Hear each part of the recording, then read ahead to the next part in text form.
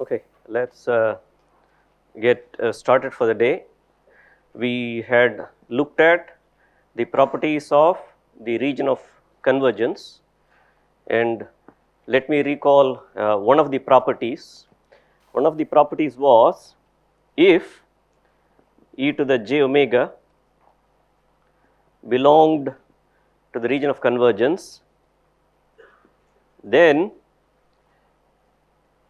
we can let z equal to e to the j omega. In this case, we get x of z evaluated at z equal to e to the j omega, and this we denote it as x of e to the j omega, and this of course is sum over all n x of n. It was z to the minus n. Now we have let z equal to e to the j omega. Therefore, this now becomes e to the minus j omega n. This was one of the properties, and then if you recall, this was called as the discrete time Fourier transform and abbreviated as DTFT, analogous to the abbreviation we had used for the continuous time case, that was continuous time Fourier transform CTFT. This is the discrete time counterpart of that. Before we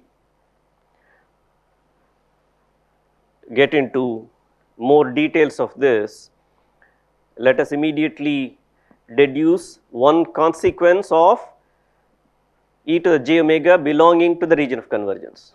Therefore, we have x of e to the j omega to be n between minus infinity to plus infinity, x of n e to the minus j omega n, and we can do this because the ROC contains the unit circle. Therefore, the DTFT exists, and the criterion that we have been using is absolute convergence. Therefore, this means that this will be finite.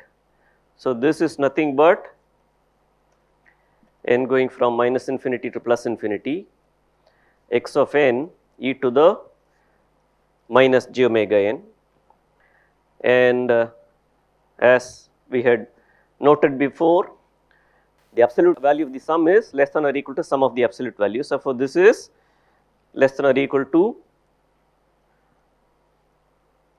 this, and absolute value of the product is the product of the absolute values. Therefore, this becomes this,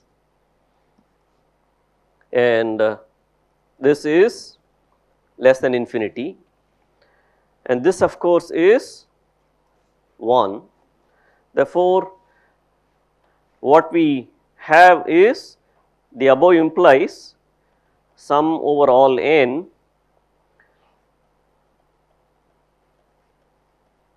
this is less than infinity.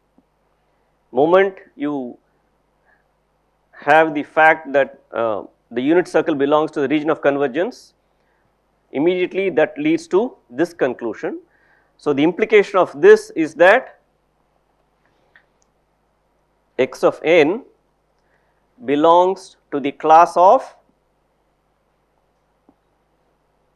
absolutely summable sequences. Therefore, if the region of convergence includes the unit circle, then x of n belongs to the class of little l1.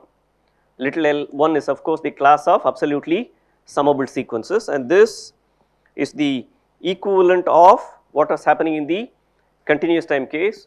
If the j omega axis is part of the ROC, then the function x of t is absolutely integrable, and it belongs to the space of cap L1, the class of absolutely integrable functions.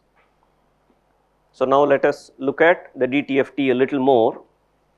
So, we have x of e to the j omega by definition is this,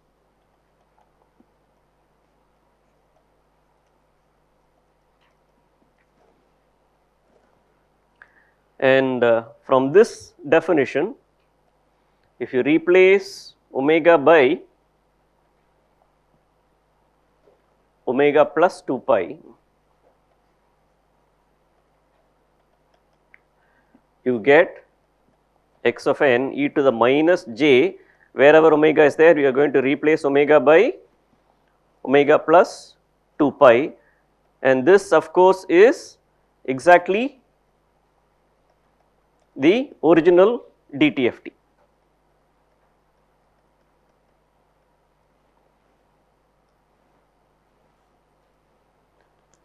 And hence this is the same as x of e to the j omega. So, this is a function that is 2 pi periodic. Remember, the continuous time case, x of t had CTFT x of j cap omega, and that was an aperiodic function in general. The continuous time function was aperiodic, its transform also is aperiodic. Whereas here in the discrete time case, you have in general a sequence x of n that is aperiodic, but its transform, the DTFT, is periodic with period 2 pi. And there is another way of seeing this. We are motivating the DTFT as the Z transform evaluated around the unit circle, assuming of course the ROC contains the unit circle.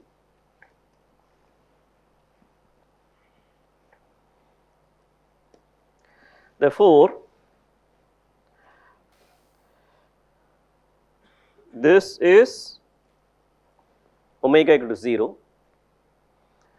So, you are obtaining the DTFT by taking x of z, and then you are evaluating this around the unit circle, and you will hit pi, which is the same as minus pi, and if you complete the circuit around the unit circle, you will also hit 2 pi. Therefore, the periodicity of the DTFT is also evident from this geometric interpretation, where you are evaluating the Z transform around the unit circle.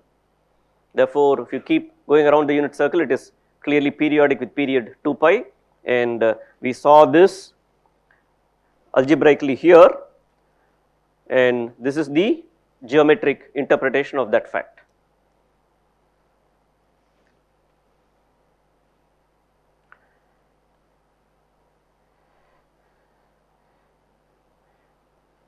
Sometimes the notation x of omega is also used for the DTFT.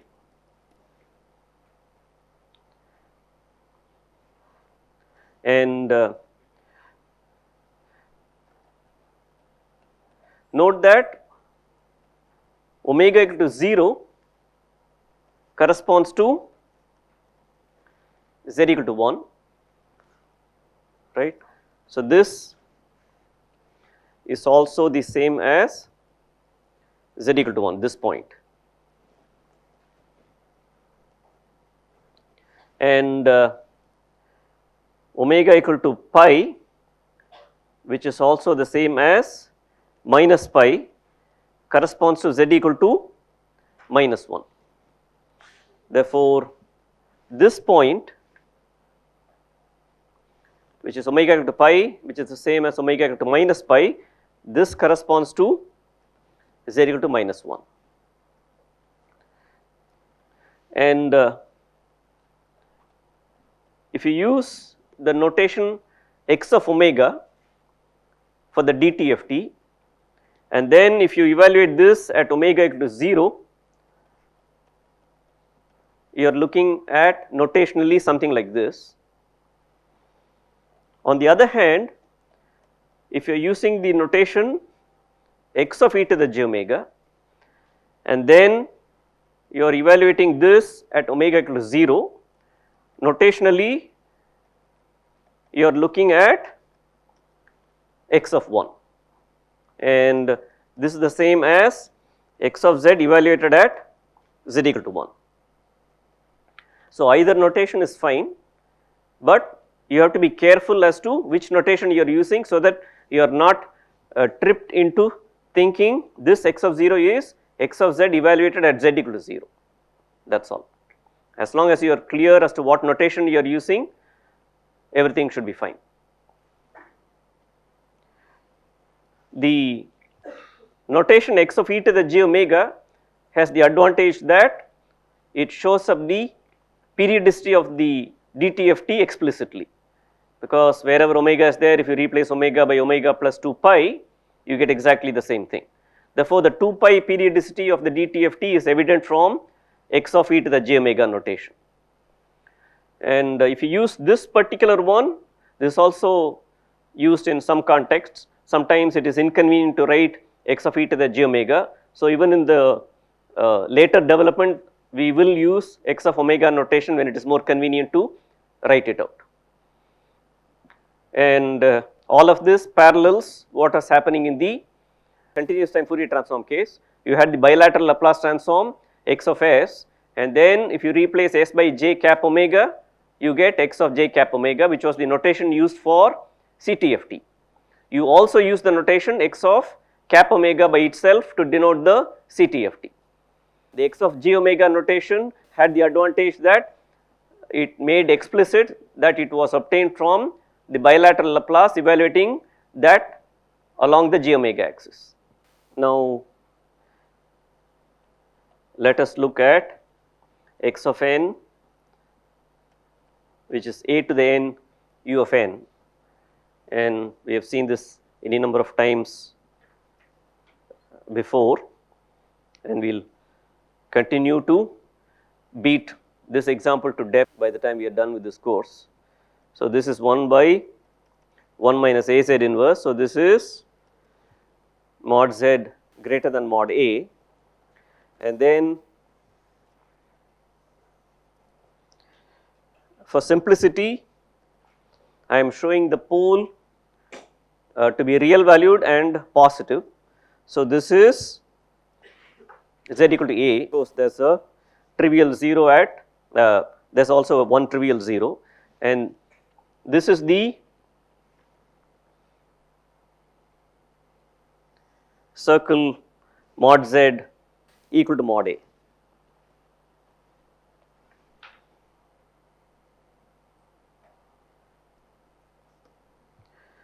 All right.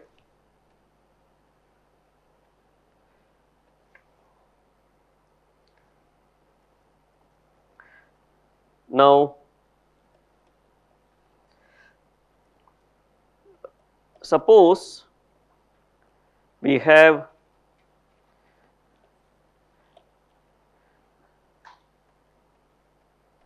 mod a to be less than 1.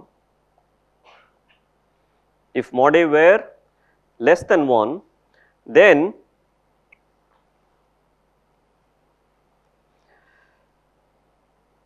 this will be the unit circle.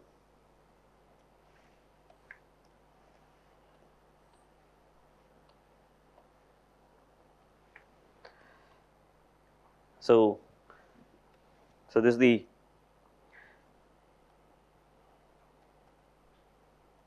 unit circle here, and the ROC is mod z greater than mod a, and hence e to the j omega belongs to the ROC, which is mod z greater than mod a, and hence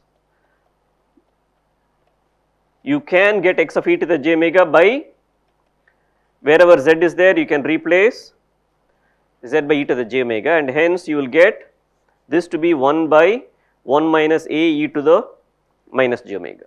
Therefore, in this case the DTFT exists, and you can immediately guess what the other case will be.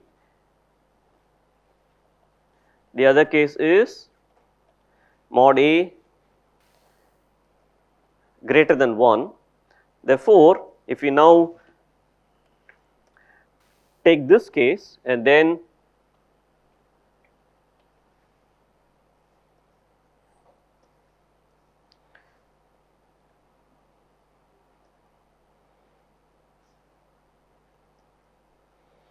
make it like this.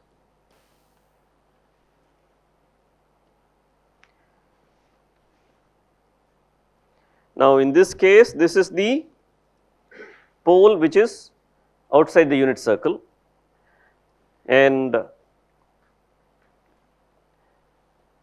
e to the j omega now does not belong to the ROC, which is mod z greater than mod a, and then this tells you that the DTFT does not exist.